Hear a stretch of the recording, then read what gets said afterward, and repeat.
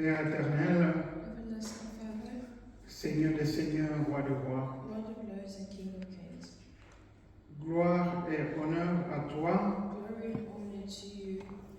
Merci pour la grâce abondante que nous avons en Jésus-Christ notre Seigneur.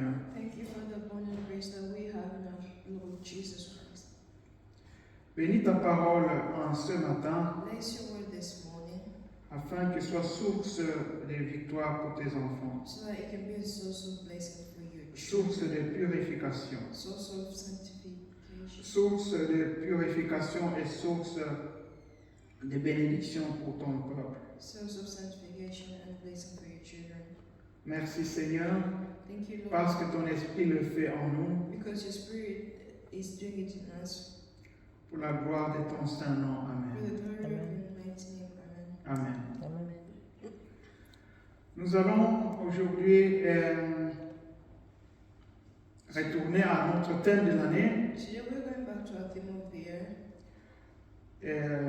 Comme vous le savez, nous essayons de comprendre l'Église, As you know, we're trying to understand the church, qu'est-ce qu'elle signifie, what it means, qu'est-ce que le plan de Dieu, qu'est-ce qu'il avait en établissant l'Église. and what was God's initial plan when He was making the church. On regarde les aspects de l'Église We see the aspects of the church actuellement en tant que corps du Christ presently as the body of Christ, et dans le futur éternel, and the future eternity. elle sera l'épouse de l'agneau. The church shall be the wife of the Lamb. L'œuvre de purification de l'Église The work of sanctification of the church qui s'effectue actuellement that is being done right now, dans le monde, the world, cette œuvre, nous devons la comprendre comment elle s'est faite. that work we have to understand how it's done. Amen. Donc aujourd'hui, nous allons parler de l'œuvre de purification de l'Église. So today we are going to talk about the works of purification of the church. Amen.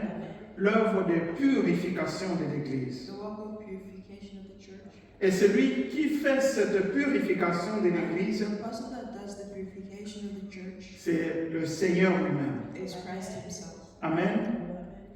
Donc, notez que quand je parle de l'Église, So know that when I'm talking of the church, nous sommes les membres de l'Église. we are members of the church Ce qui se fait pour l'Église dans son entièreté, that represents the church in its fullness. ce qui se fait dans l'Église Why is dans son entièreté, in its fullness?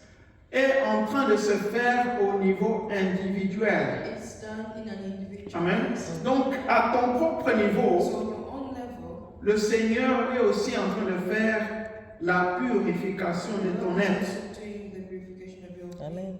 Parce qu'il faut que tout le peuple, que tous les membres de l'Église soient purifiés It has to be all the members of the church are purified. pour qu'on puisse dire que l'Église est purifiée. So that we are able Amen. to say that the church has been purified. Amen.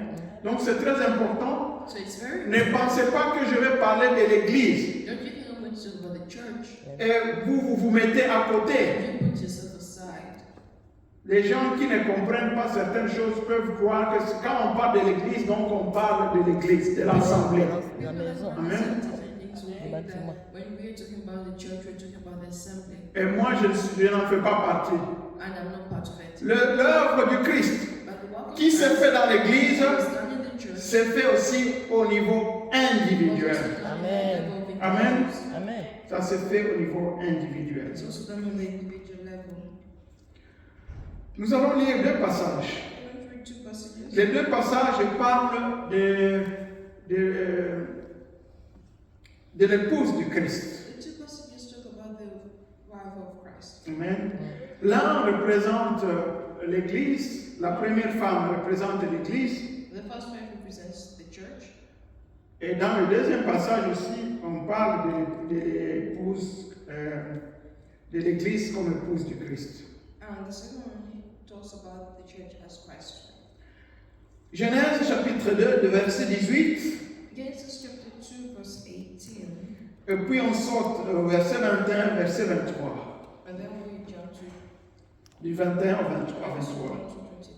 Genèse, chapitre 2, Genesis chapter 2, nous lisons le verset 18, we read the verse 18, et puis on sort and then we jump au 21 jusqu'au 23. from 21 to 23. Amen. Genèse chapitre 2, le verset 18 dit ceci, je nomme Seigneur Jésus-Christ. Amen. L'Éternel Dieu dit, il n'est pas bon que l'homme soit seul, je lui ferai une aide semblable à lui. Le verset 21 dit ceci. Alors l'Éternel Dieu fit tomber un profond sommeil sur l'homme qui s'endormit. Il prit une de ses côtes et forma la chair à sa place. L'Éternel Dieu forma une femme de la côte qu'il avait prise de l'homme et il l'amena vers l'homme. 23. Et l'homme dit, voici cette fois celle qui est os de mes os et chair de ma chair. On l'appellera femme parce qu'elle a été prise de l'homme. Amen. Et puis on va dans Ephésiens chapitre 5. And then we go to Ephesians chapter 5. Ephésiens chapitre 5, nous lisons du verset 25 au verset 30. Verse 25 to 30. Éphésiens chapitre 5, le verset 25 dit ceci. Marie, aimez vos femmes comme Christ a aimé l'Église et s'est livré lui-même pour elle, enfant de la sanctifier par la parole après l'avoir purifiée par le baptême d'eau, afin de faire paraître devant lui cette Église glorieuse, sans tache, ni ride, ni rien de semblable, mais sainte et irrépréhensible. C'est ainsi que les maris doivent aimer leurs femmes comme leur propre corps. Celui qui aime sa femme s'aime lui-même, car jamais personne n'a haï sa propre chair, mais il la nourrit et en prend soin comme Christ le fait pour l'Église. Le verset 30, parce que nous sommes membres de son corps. Amen. Amen.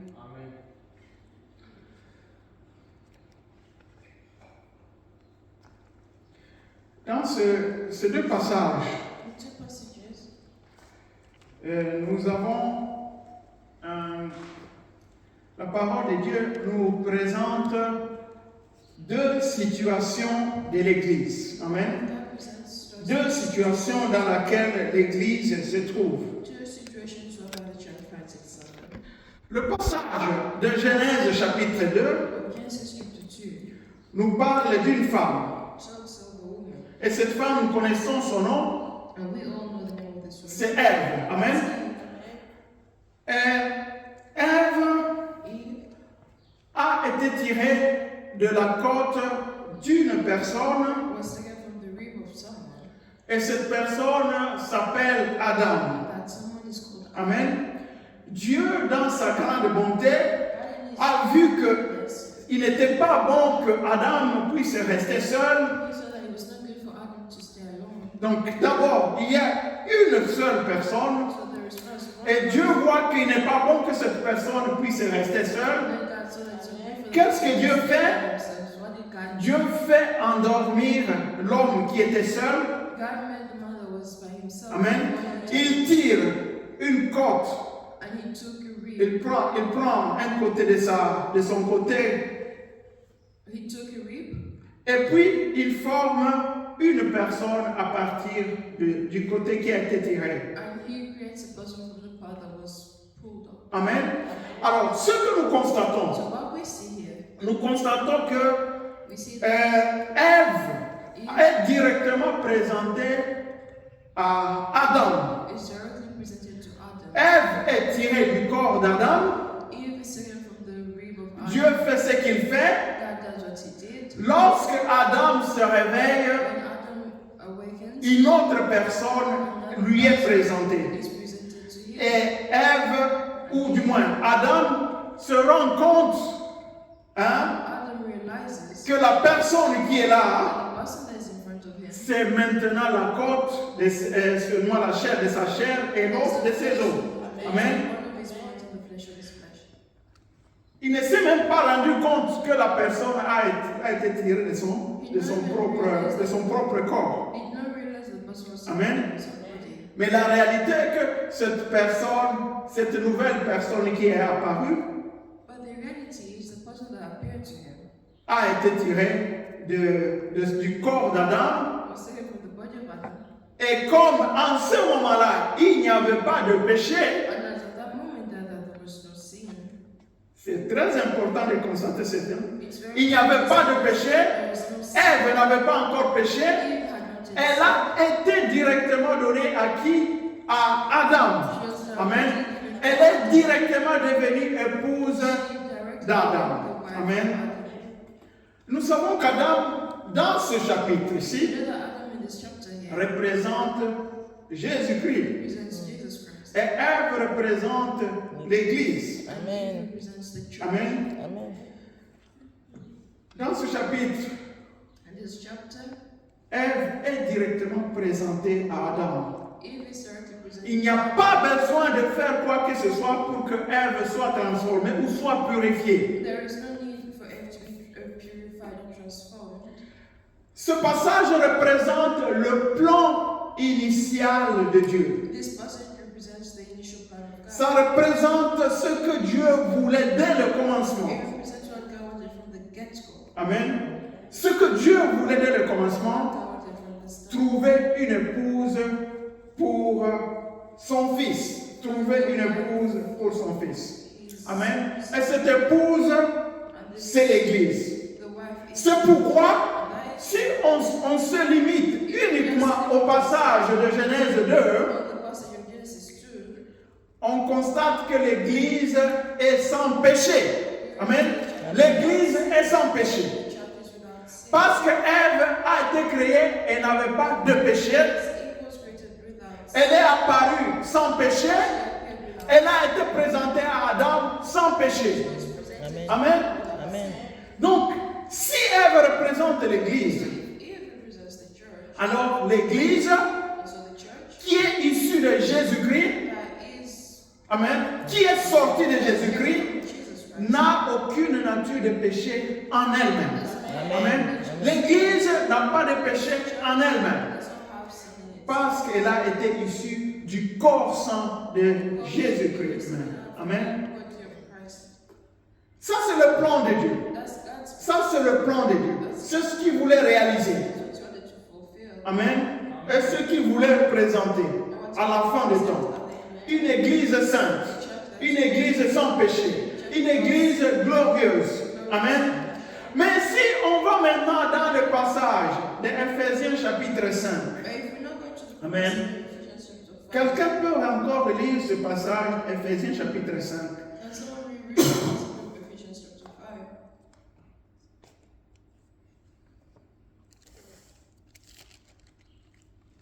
Il commence par Marie, aimez vos femmes. Marie, aimez vos femmes comme Christ a aimé l'Église et s'est livré lui-même pour elle. Enfant de la sanctifier par la parole, après l'avoir purifiée par le baptême d'eau, afin de faire paraître devant lui cette Église glorieuse, sans tache, ni ride, ni rien de semblable, mais sainte et irrépréhensible. Amen. On peut s'arrêter là. Dans le passage d'Éphésiens, The passage of Ephesians, on voit que we see quelque chose doit se faire something has to happen. avant que l'Église ne devienne l'épouse de Christ. Amen. Il y a quelque chose qui doit se faire. Something has to happen. Il y a une œuvre du Christ. Christ est en train de travailler Christ is working pour que l'Église soit présentée en fin de compte comme une épouse pure et sainte devant lui. so the church can be presented as a clean Amen. and sanctified. L'Église, qui est actuellement le corps du Christ, Presently the body of Christ doit être travaillée, doit être purifiée. Hein? Ça signifie quoi? What does that mean? Que si elle doit être purifiée, If she has been, ça signifie qu'elle n'est pas sainte, it means that she's not holy. qu'elle n'est pas sans péché. She's without sin. Qu'est-ce qui se passe? What's happening? Dans Genèse 2, Genesis, l'Église est pure. Elle est présentée à Adam is presented to Adam directement parce qu'elle est pure. because she's Mais dans Ephésiens 5, in Ephesians 5. on voit qu'il y a quelque chose qui doit s'accomplir Still there's something that has afin que Christ puisse se présenter l'Église elle-même comme son épouse après. Amen. Ça, c'est dans le futur. That is the future. Qu'est-ce qui s'est passé entre les deux? What happened? Qu'est-ce qui s'est passé? What happened? Il y a le plan de Dieu, mais la réalité historique de l'Église a été perturbée par quelque chose. Amen. Ça a été dérangé par quelque chose. Vous savez que les plans de Dieu sont éternels. Amen. Ils sont éternels. Ces plans là-bas peuvent être perturbés, peuvent être frustrés, mais les plans de Dieu ne sont jamais anéantis. Amen. Les plans de Dieu peuvent être dérangés par les situations, par le diable, mais Dieu est fidèle. Il accomplit toujours ce qu'il a planifié. Amen. Qu'il en soit ainsi dans votre vie. Que ce que Dieu a commencé dans votre vie ne puisse pas être arrêté, ne puisse pas être dérangé par le diable. Amen. Lui qui est fidèle, qu'il amène cela jusqu'à la fin. Amen. Il en est de même de l'Église. Il y a eu la chute. Il y a eu la chute qui s'est improvisée. L'homme est devenu pécheur. Le plan de Dieu a été perturbé. Alors, ce passage d'Éphésiens nous montre ce que Dieu est en train de faire actuellement sur l'Église terrestre, au milieu de son peuple. Les gens qui ont chuté, les gens qui ont commis des fautes, des pécheurs, Dieu est en train de travailler au jour le jour pour former. Il a commencé par leur donner la vie, sa vie. Nous qui sommes élus, nous qui avons été choisis pour faire partie de son Église, nous avons d'abord obtenu la vie du Christ en nous. Amen. Et c'est le Christ en entièreté que nous avons reçu. Mais du fait que nous sommes victimes aussi du péché, de la chute d'Adam, il y a en nous, nous qui sommes le peuple de Dieu, nous avons Christ en nous, et ce n'est pas un petit Christ, mais nous avons le grand Christ en nous. Mais le problème, en plus du Christ, nous avons des histoires qui se sont ajoutées, qui ne font pas partie du Christ. Amen. Il y a des choses dans l'Église de Dieu qui ne font pas partie du Christ. Et ce sont ces choses-là qui doivent être purifiées. Amen. Ils doivent être purifiés. Purifier, ça signifie quoi? Ce n'est pas ajouter. Quand on dit qu'on veut purifier quelque chose, on est en train d'enlever. On enlève les choses, les saletés qui se sont ajoutées. Hein? C'est ça purifier. Quand on veut laver par exemple une médaille d'or, il y a des choses qui se sont ajoutées. La médaille peut prendre une autre couleur, mais c'est la saleté qui s'ajoute. Si on veut purifier, on lave avec l'eau et du savon et le métal devient tout pur, n'est-ce pas? C'est ce que Christ est en train de faire. Christ est en train de purifier actuellement son Église afin que son plan éternel puisse se réaliser. Amen.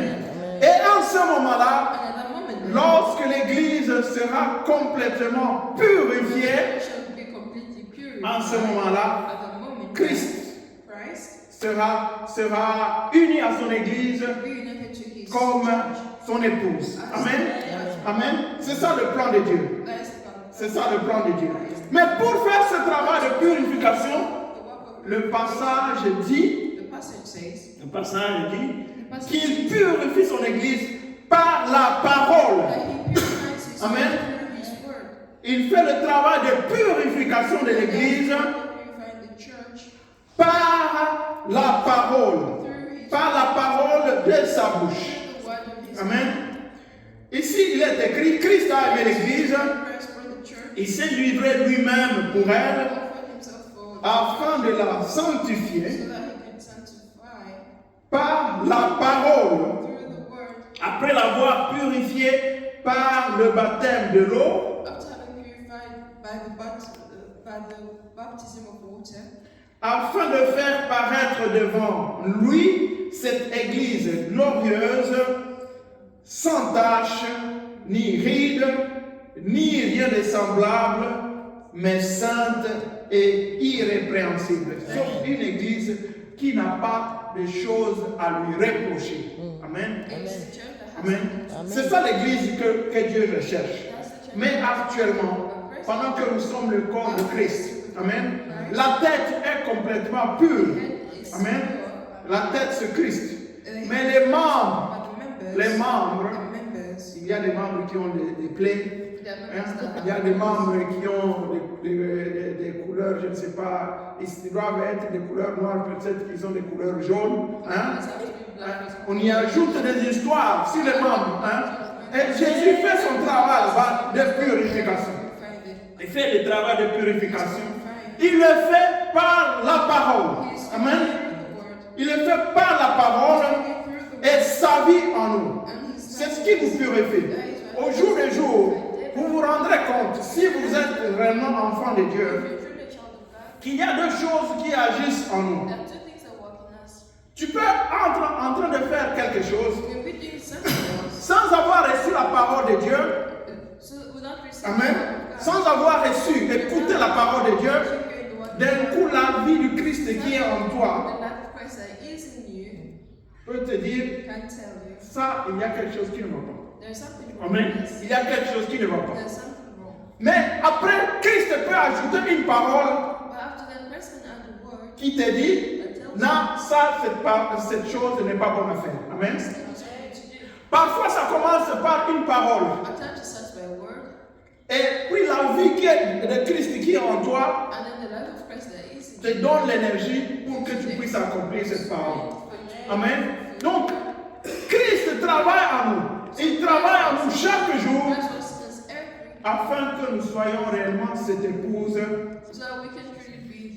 cette personne parfaite qui veut recevoir entre ses mains comme épouse. Amen. Et Christ, comme je viens de le dire, utilise la parole de sa bouche. La parole de sa bouche. La parole de sa bouche. La parole en tant que remat. Amen. Pas le logos. Pas le logos. Le logos, c'est la parole écrite qui est là, qui a été écrite, qui montre le plan de Dieu. Mais pour que tu sois purifié, toi, personnellement, pour que toi, tu changes personnellement, il faut que le Seigneur te parle toi-même. Amen. Il faut qu'il te parle toi-même pour que la parole puisse réellement te purifier. Amen.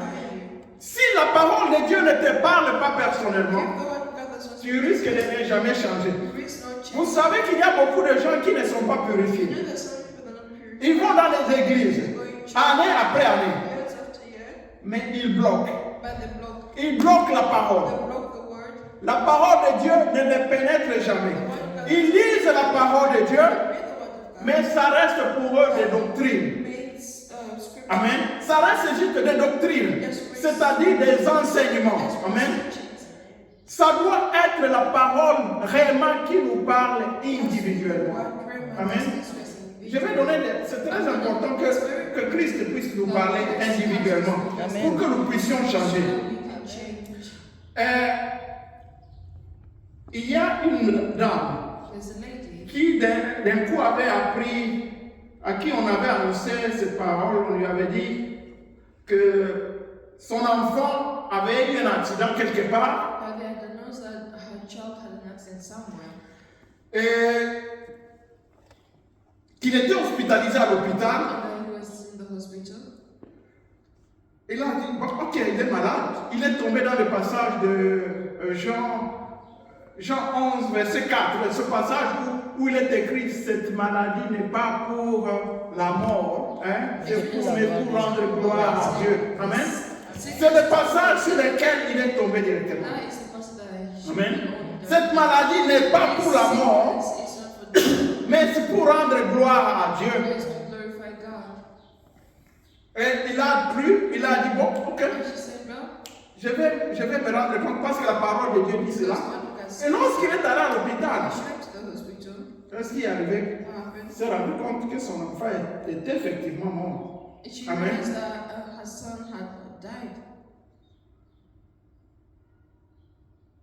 Son fils est mort à l'hôpital.